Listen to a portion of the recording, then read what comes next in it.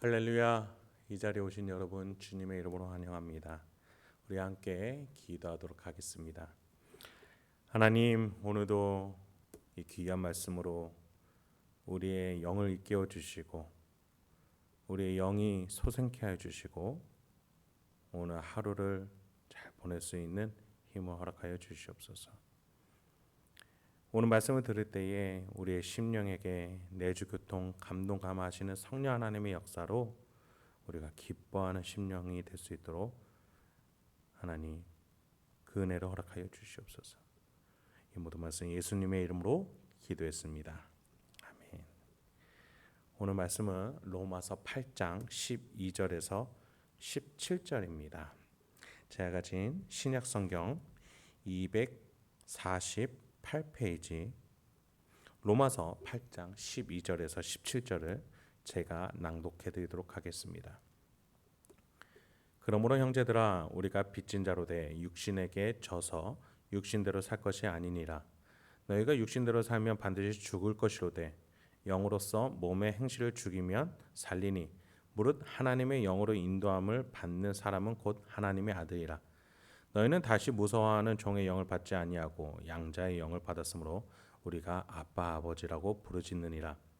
성령이 친히 우리의 영과 더불어 우리가 하나님의 자녀인 것을 증언하시나니 자녀이면 또한 상속자 곧 하나님의 상속자요 그리스도와 함께한 상속자니 우리가 그와 함께 영광을 받기 위하여 고난도 함께 받아야 할 것이니라.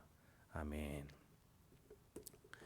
우리는 전 구절에서 바울은 성령 안에서 육신의 법을 따르지 않게 되는 신자의 상태, 그 성령으로 충만하여져서 부활을 꿈꾸는 신자의 상태에 대해서 말했습니다.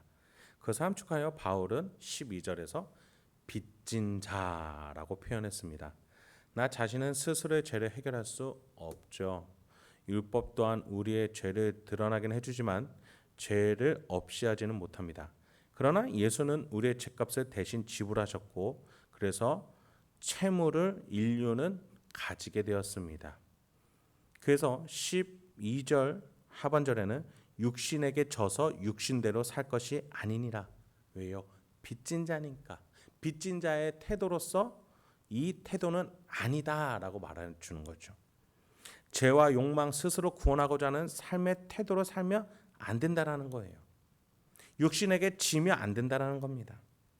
그렇습니다. 우리에게는 항상 욕망이 있고 추구함이 있고 원함이 있죠. 근데 그것을 그대로 받아서는 안 된다라는 겁니다. 그 욕망의 출발점이 어디입니까? 나를 세우는 우상 숭배에 있기 때문입니다. 나를 세울 것이 아니라 예수를, 우리에게 죄를 대속하시기 위해서 빛을 내주신 자, 본인은 스스로의 영광을 버리고 우리에게 빛을 내주시기 위해서 영광을 버리신 예수가 우리 안에 있다면 우리는 그분을 봐서라도 우리의 우상 숭배를 멈춰야 된다는 것이죠. 그래서 13절에 육신대로 살면 반드시 죽을 것이다. 예수로 빚진 자가 되어서 생명을 누릴 것인지 아니면 그 예수를 받아들이지 않고 계속해서 나를 세우는 우상 숭배로 반드시 죽을 것인지 우리는 그 갈림길에서 반드시 빚진 자로서의 채무자로서의 그 영원한 생명을 누릴 수 있는 그 길로 가야 된다는 것입니다. 육신, 즉 내가 세운 법대로 살아갈 때 사망이 이릅니다. 이에 대한 대책을 바울은 뭐라고 세워줍니까? 13절 하반절입니다. 영으로서 몸의 행실을 죽이면 살리니. 육신에게 져서 육신으로 살면 죽을 것이니까 이제 영으로 성령 하나님으로 몸의 행실을 죽여라. 성령 하나님의 그 내주하심에 감동하심에 나와 동행하심에 항상 민감하게 반응하면서 그것에 집중하면서 그것으로 나의 지성과 의지를 채움으로써 우리가 몸의 행실을 죽이면 우리는 살리라라고 되는 것입니다. 나의 우상 숭배를 죽이면 살게 된다. 여러분, 이 말을 똑같이 우리 예수님이 해주셨습니다. 누가복음 9장 24절입니다. 누구든지 제 목숨을 구원하고자 하면 잃을 것이요 누구든지 나를 위하여 제 목숨을 잃으면 구원하리라. 하나님 말씀에서 성령이 깨닫게 하시는 바 우리가 그것들을 행했을 때 그것이 하나님이 기뻐하시고 예수님께 빚진 자로서 채무자로서의 합당한 자세이기 때문에 그것을 하나님과 또 성자 하나님, 우리 성령 하나님은 기뻐하신다는 것이죠. 나의 육신의 정욕들을 죽이고 안목을 죽이고 이 안에 계신 하나님이 하나님을 경외하기 위해서, 이웃을 사랑하기 위해서 어떻게 하라고 하시는지 집중하고 그것으로 생각하고 그것으로 생활할 때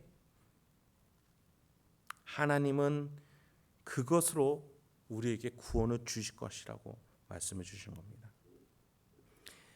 그렇습니다. 우리가 이웃을 사랑함으로 구원을 얻는 것이 아니라 내 안에 이미 대속이 되어졌기 때문에 내 안에서 예수의 이름으로 이미 믿음이 있기 때문에 우리는 그것으로 구원이 이미 확정이 된 것이고 우리는 그것을 삶으로 살아내는 것이지요. 즉 우리가 우리의 육신을 죽인다라는 것은 내가 대속을 믿기 때문에 그 육신을 죽일 수 있는 힘이 생기는 것이고 그래서 더 좋은 사랑하는 그 길, 하나님을 경외하는 길을 선택하게 된다는 것입니다. 14절입니다. 무릇 하나님의 영으로 인도함을 받는 사람은 곧 하나님의 아들이라.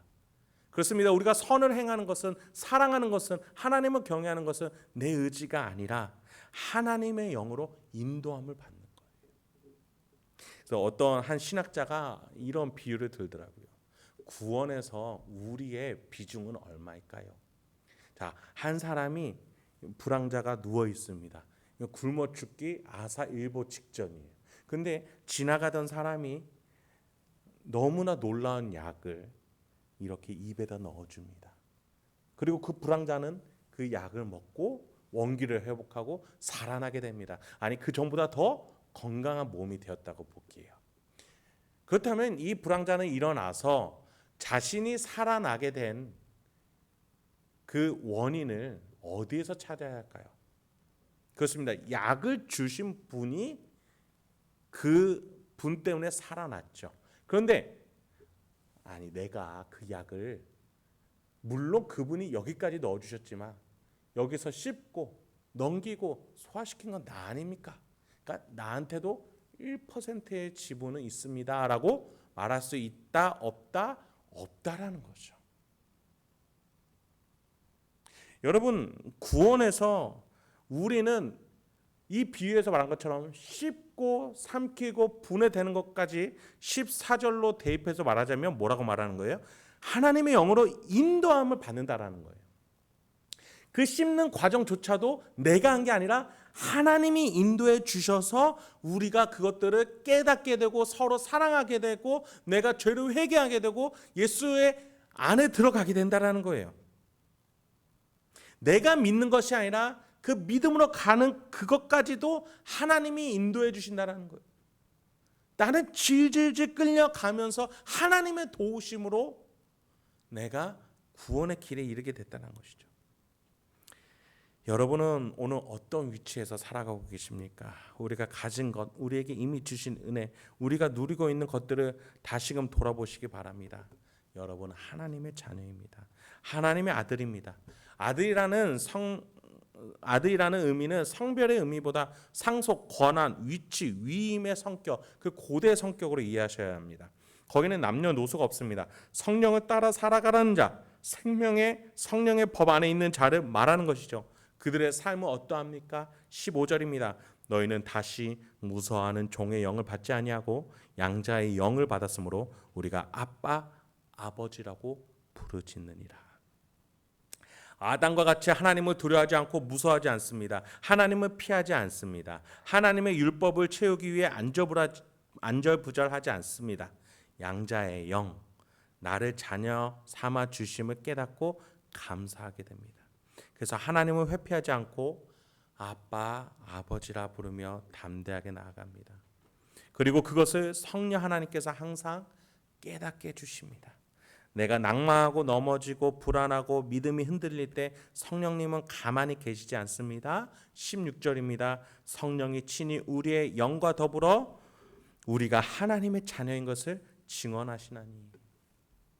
여러분, 성령 하나님은 우리를 인도해 주시고 하나님의 자녀라고 밝게 알려주시고 더 나아가 우리가 하나님 안에서 계속 거할 수 있도록 항상 돕고 계십니다. 그래서 우리가 육의 생각이 아니라 영의 생각으로 그 성령 하나님의 인도하심으로 오늘 하루를 살아내야 된다는 것입니다. 이제 말씀을 마치도록 하겠습니다. 여러분, 왕은 항상 자신이 어떤 위치인지 인지하고 나아갑니다. 하지만 불황자는 그런 것을 생각하지 않습니다. 가진 것이 없기 때문이에요. 육신을 따라 살아가는 자는 불황자와 같습니다. 내 마음대로 내가 생각하고 싶은 대로 행동하기 때문입니다. 그러나 성령과 함께하는 자, 하나님의 자녀는 항상 자신이 하나님의 자녀요, 이것이 양자로 삼아주신 하나님의 은혜요, 그리스도의 대속의 희생이었음을 기억합니다. 이것에 감사하니 자연스레 말과 행동에서 하나님 자녀다운 태도가 나오게 됩니다. 더 나아가 앞에 있는 문제를 두고 소망을 바라보게 됩니다. 하나님의 자녀로 저 천국에서 온 우주를 상속받게 될 왕노릇하게 될 양자임을 깨달으면서 내 앞에 있는 고난과 문제들을 이겨나갑니다. 나를 구속하기 위해서 고난받으신 예수를 기억하면서 하나님의 자녀로서의 삶이 세상 속에서 살아가기 힘든 삶일지라도 그 삶을 기꺼이 다짐하고 나아가는 줄 믿습니다. 그리고 반드시 하나님은 그런 여러분의 삶은 자랑스러워하실 것입니다. 그 삶으로 결단할 수 있는 저와 여러분이 되길 소망합니다. 마지막으로 17절을 함께 읽으면서 이 시간을 마무리 짓도록 하겠습니다. 자녀이면 또한 상속자 곧 하나님의 상속자요 그리스도와 함께한 상속자니 우리가 그와 함께 영광을 받기 위하여 고난도 함께 받아야 할 것이니라. 아멘. 하나님, 오늘도 귀한 말씀 허락해 주시니 감사합니다.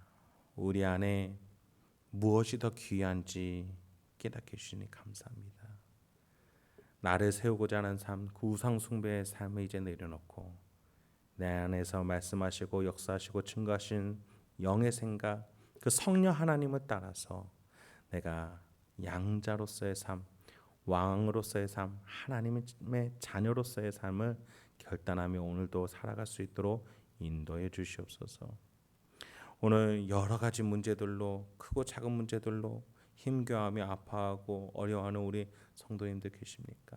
그 10년 가운데에 하나님이 자녀 삼아 주셨다라는 그 놀라운 신비와 그 놀라운 말씀 앞에 다시금 힘을 얻고 이겨내며 능치 못할 일이 없음을 믿음으로 고백하며 하나님과 함께 살아갈 수 있는 우리 성도님들 될 수 있도록 주여 인도하여 주시옵소서.